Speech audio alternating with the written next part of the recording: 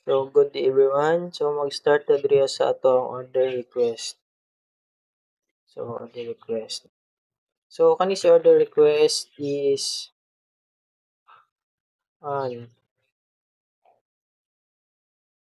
mo ni siya ang nag-hold sa atong tray, customers, items, ang category, order name, unsa nga assign niya cashier, total amount, serve note, notifier.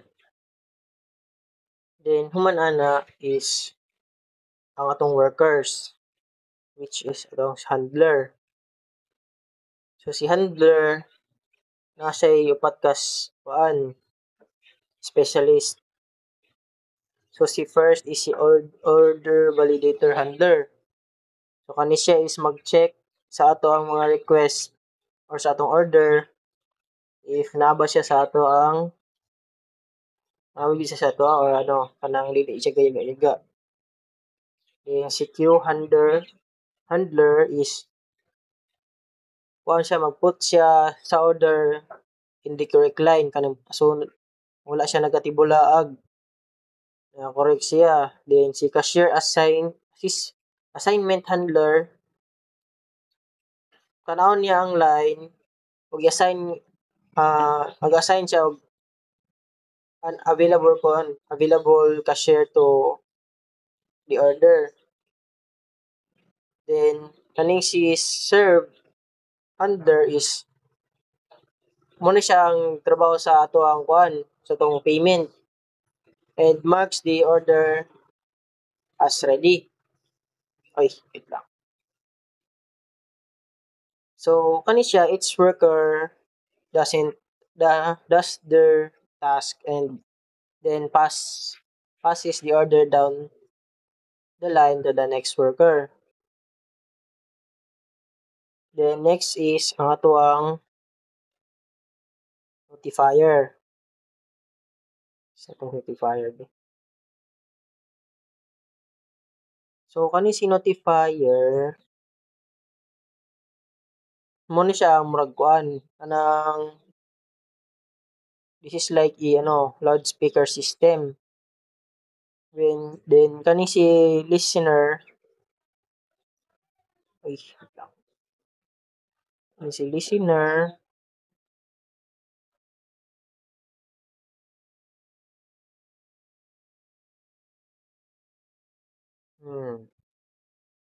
sa anong canteen sa atong canteen observer mo ni siya ang listener nato, canteen observer. So these are the departments nga mag-listen sa announcement sa ato ang notifier. Then si cashier observer.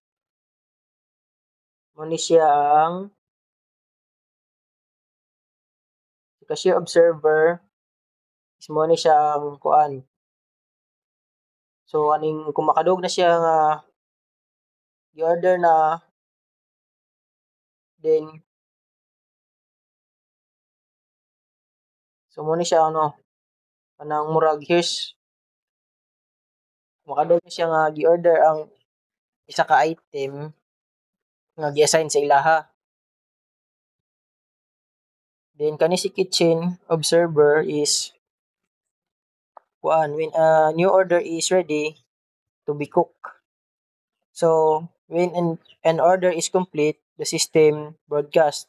So mo ni ang si notifier. Then a message of both cashier and the kitchen are notified automatically. Then let's move on to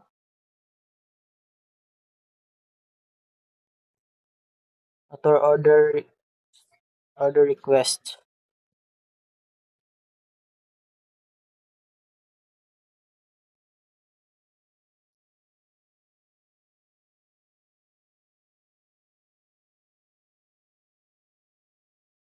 So the customer order is late. So si handler is mo ang blueprint sa ato ang specialist worker. Si queue handler di is makes all the different waiting lines for the order. Then kani si notifier, notifier and ang ato ang canteen observer is mo na yung atong pub-sub system for sending and receiving orders. Then so mao na to no. Then let's move on to our code. So diri sa ato ang code mag-start ta. So magsugod ta diri sa ato ang ano ani. So kani siya is nga line of code is mo ni siya ato ang chain of responsibility nga setup. So para sa order placing process nato nya. So step 1 is mag-validate sa order. Mo na siya no. Then step 2 is queue. Then step 3 is mag-assign og customer. So we have here our handler for servings orders. Then notifier for observer patterns. So kani siya is para mo notify ang kitchen para mo notify ang kitchen o cashier.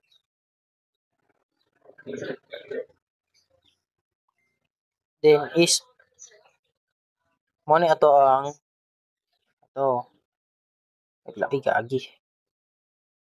Ato ang registered na observer or mga tao nga modawat sa ato ang mga updates. Siya diri. So we have Maria, Jose, Liza, and Anna for our cashier observer. Then our kitchen observer have here the hot kitchen observer we have drinks bar. Then kitchen observer we have also here research station. So mo ni siya ang ato ang this simple canteen menu. Then we have here mag-choose ta og action based on our user input. So we have here okay, mag-add ka ni og new order. Then we have here is mag-serve siya next order in line. Then sa inyong queue magkuan i-show niya tanan ang kuan mga waiting orders. Then pagkahuman is magprint ta og goodbye. So mo ni siya ang exit sa atong program. Then if invalid choice naman mo ni siya molabas invalid choice kung mali siya. O magkuan ang atong user is makabutang siya og wrong input. Then we have here our method for placing our new orders. Then ay di kanila muna siyang method na to for placing orders. Then print ta og customer name. Then magprint ta og category sa sa tong milk, drinks, dessert ug auto. So kung wala gi-type ang auto, assign category. Pero wala gi ba auto. Then sa order request dito. So mag-create siya og new order request objects. Murag kuan siya ba murag murag papel nga orderan nga order form ba. Then input nato diri sa ato ang kuan. Enter items one per line in format name.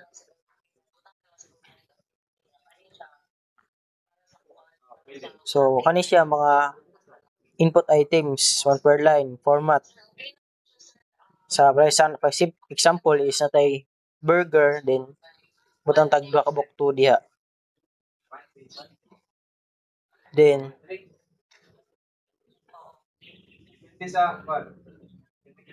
man ani is break break kung ano stop kung blank ang input.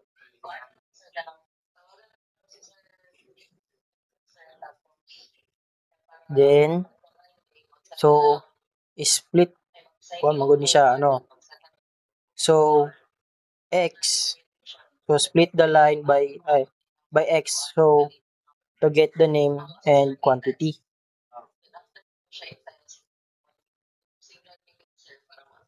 Then so so dire is mag-add to order. Then ano kung mali ay ano kung mali ang ano kung mali ang order ma-default siya into 1 is equals to 1 equals to 1 nga.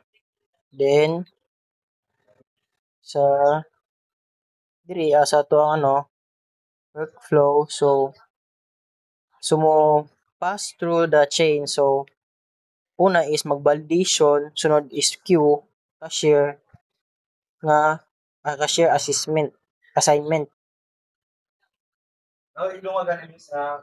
So kani is if notify observers.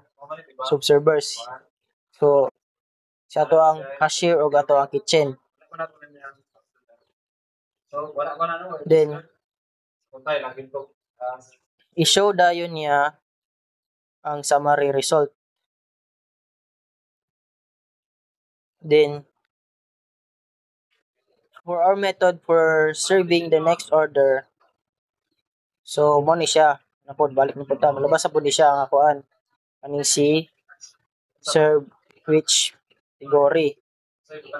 Then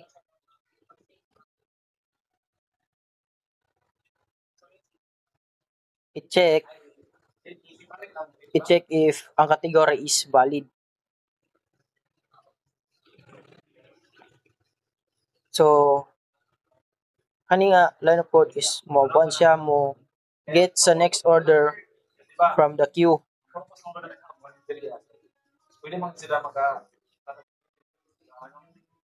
Then mag-serve flow handler. So mag-pass mag-process serving handler.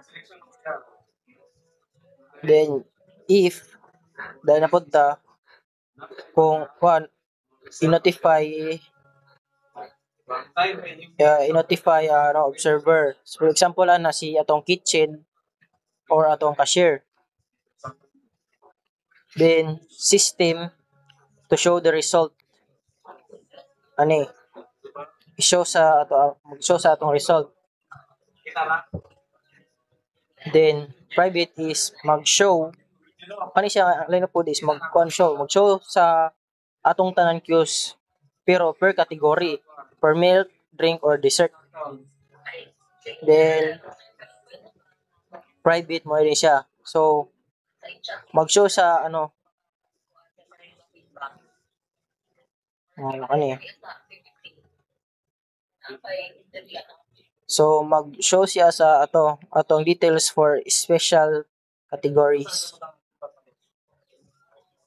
So then here is we have diri siya diri is mo ni siya ang mo get all sa atong queued orders from that category.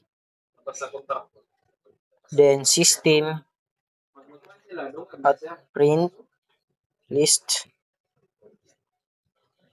Then mo display din siya nga kuan each order info. For example, ang ato ang order number, name, and item count. So if wala na order sa atong queue, mo empty na siya. Wala ni order. So that's all no. Mo natutanan nato ang solution sa atong code. And the result atong i-run. So na di sa atong result sa atong output no. So mag-ingon diri mag-select tag option 1 to 4. So atong kuan sa atong mag-place tag order. So 1. Sige pili ato si 1. Then serve ay sa atong customer name butang tag kuan ang pangalan. Ay butang nato diri si Clark. Enter din. Then category sa ato ang kuan sa akong ipili diri is ato ang meal. Ay sa atong drink lang drink. Drink. Then butang tag name sa atong drink, nakabutang diri name ug quantity. So butang diri og milk. Binaka kuan baso mga lang, 1 lang, isa lang. Enter din, enter na pod. So diri makita nato no. So sa ato ang queue which is queued, so diri makita nato si yun. So makita nato diri gi-add ang order ni Clark sa atong drink queue. So naapod siya mga ato ang unique number. So next is ang ato ang assigned cashier. So si assigned cashier nato diri is naka-assign diri sa assigned cashier is mo ni siya ang mo-handle sa atong drink. So si Liza ang mo process sa ato ang drink. Si Liza nga atong gi-order. Then si cashier i-notify si cashier nga ginito si cashier nga naanay naanay new order. Then human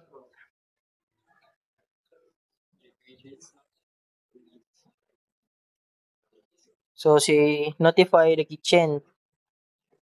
So i-notify niya kani si kitchen kani nga gi-inform ang tanan niya sa station nga nanay nag-order niyang pangalan kay si Clark. Then result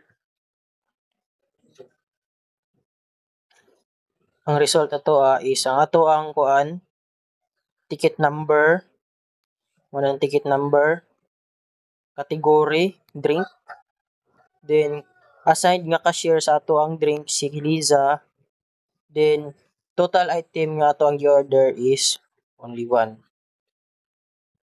So that's all for our explanation no. So thank you for listening.